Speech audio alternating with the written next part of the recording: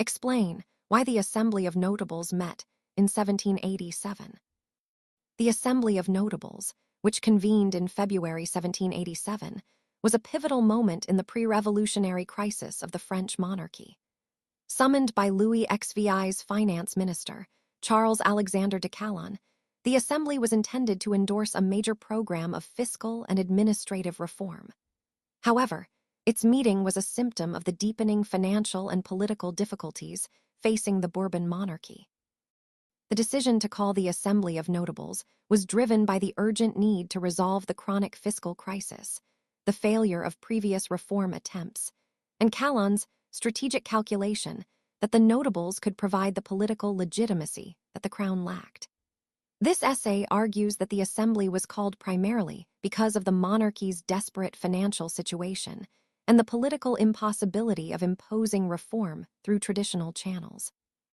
The most immediate reason for convening the Assembly of Notables was the severe and worsening financial crisis of the French state. By 1786, the royal debt had reached approximately 4 billion livres, largely as a result of France's heavy involvement in the American War of Independence, 1775-1783, which had cost over 2 billion livres. Annual interest payments alone consumed more than half of government revenue. Calonne, who had replaced Necker in 1783, initially attempted to manage the crisis through borrowing and creative accounting, but by 1786 he recognized that the situation was unsustainable. In August 1786, he presented Louis XVI with a comprehensive reform package that included the introduction of a new territorial subsidy, subvention territoriale, to be paid by all landowners regardless of privilege, the abolition of internal customs duties, and the reform of local government. Calonne understood that such radical measures, which directly challenged the fiscal privileges of the nobility and clergy, could not be imposed by royal decree alone.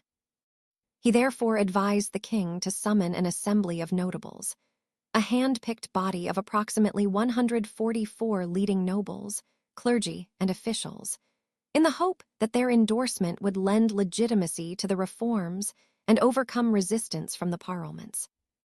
A second important factor was the repeated failure of previous attempts at reform. The reigns of Louis XVI and Louis XVI had seen several efforts to address the fiscal crisis, most notably by Turgot, 1774-1776, and Necker, 1777, 1781, and 1789. Turgot's attempts to abolish the corvée and introduce free trade in grain had collapsed in the face of opposition from vested interests and the 1775 Flour War.